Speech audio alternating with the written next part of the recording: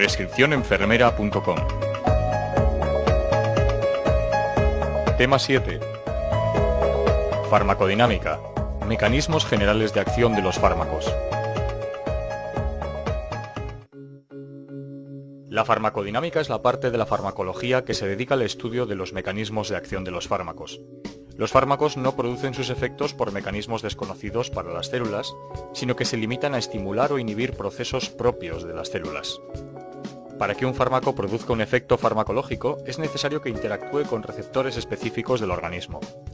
Se denominan receptores a las macromoléculas celulares encargadas de la señalización química entre y dentro de las células.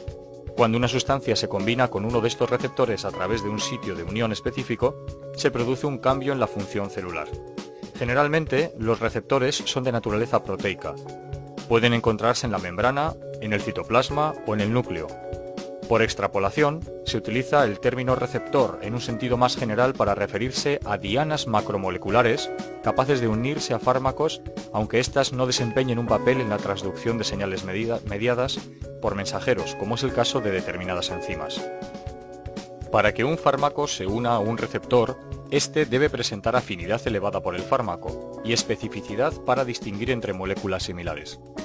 Generalmente la unión fármaco-receptor es reversible, aunque pueden darse casos de uniones irreversibles.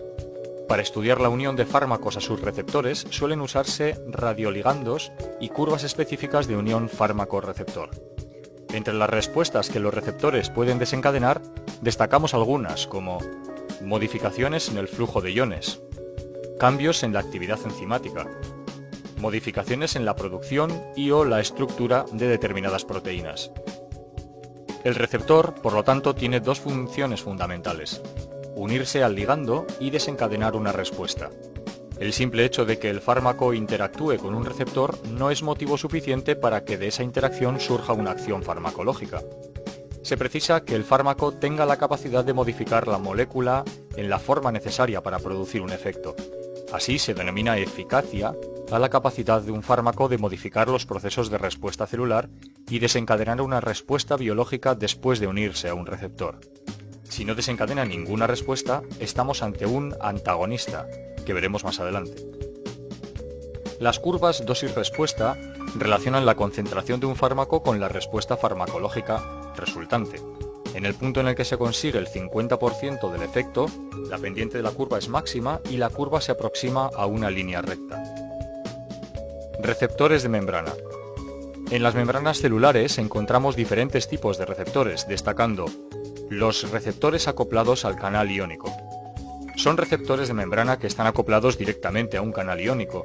Se trata de complejos macromoleculares de gran tamaño. La interacción con el fármaco genera la apertura o cierre del canal. Se llaman también receptores ionotrópicos.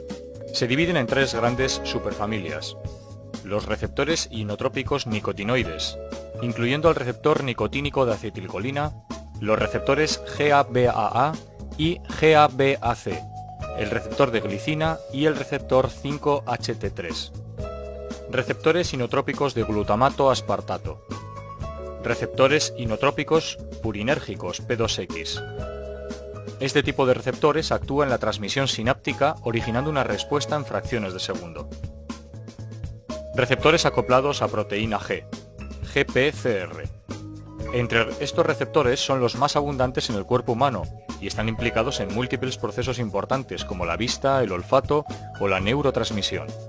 Con frecuencia, la unión del fármaco a este receptor origina segundos mensajeros, que son moléculas de señalización que transmiten la información facilitada por el primer mensajero, el fármaco, a los efectores citoplasmáticos o producen la activación de canales iónicos a través de los cuales se obtiene la respuesta farmacológica.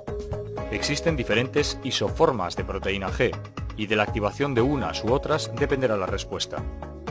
Una de las grandes clases de la familia de receptores acoplados a proteína G es el grupo de receptores adrenérgicos beta.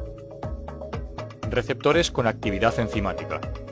La unión del ligando al receptor produce una señal que es transmitida al medio intracelular.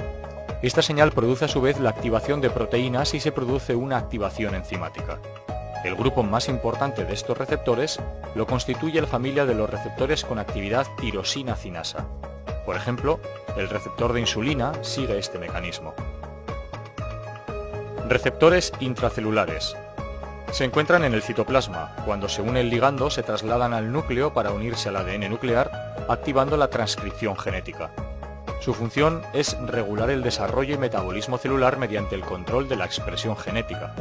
Entre ellos se incluyen los receptores para hormonas esteroideas, entre otros. Canales iónicos. Son estructuras que atraviesan la membrana plasmática a modo de poros y que permiten el flujo selectivo y rápido de determinados iones a favor de un gradiente químico y eléctrico o desempeñando un papel fundamental en la fisiología celular. Los canales iónicos pueden activarse por ligandos extracelulares, canales operados por transmisores, o como respuesta a modificaciones del potencial de membrana, canales dependientes de voltaje. Los canales iónicos son selectivos tanto para el tipo de iones que dejan pasar como para el estímulo que lo activa. En general, los canales se encuentran cerrados y se abren en respuesta a estos estímulos. Estos canales pueden encontrarse en tres estados: reposo, canal cerrado y susceptible de abrirse; activo, canal abierto; inactivo o refractario, cerrado y no responde a estímulos de apertura. Canales de potasio. Presentes en abundancia en casi todas las células. Son los más sencillos y se les considera los canales originarios. Constan de una familia de canales que permiten la salida de potasio. Son dependientes de voltaje. Su apertura y su cierre incide directamente en el comportamiento bioeléctrico de la célula e indirectamente en el comportamiento de otros canales. Dentro de los canales de potasio encontramos diferentes tipos. En primer lugar están los canales rectificadores tardíos rápidos, que se conocen como K-sub-V, y son responsables de la alta permeabilidad al potasio en la mayoría de las células excitables, permitiendo la existencia de potenciales de acción rápidos. En las células cardíacas existen canales rectificadores tardíos lentos. Otro grupo son los rectificadores de entrada, o K-sub-IR. Por último, hay otros canales de potasio dependientes de calcio. Canales de sodio. Son canales dependientes de voltaje. Su apertura produce la entrada masiva de sodio en el interior celular, originando una despolarización. Son críticos para la excitabilidad eléctrica y desempeñan un papel muy importante en la sensación dolorosa. Presentan lugares específicos de fijación para determinadas moléculas, tanto en la parte exterior como en la interior del canal. Los bloqueantes de esos canales pueden ser útiles, entre otras cosas, en el tratamiento del dolor neuropático. Igualmente, los anestésicos locales actúan bloqueando este canal e impidiendo, por lo tanto, la transmisión nerviosa. Canales de calcio. Son dependientes de voltaje. Existen varios tipos: L, N y T. Los más comunes y conocidos son los tipo L. Ejercen funciones esenciales para la célula. A diferencia de los de sodio, no se inactivan bruscamente, por lo que pueden proporcionar una corriente de entrada mantenida.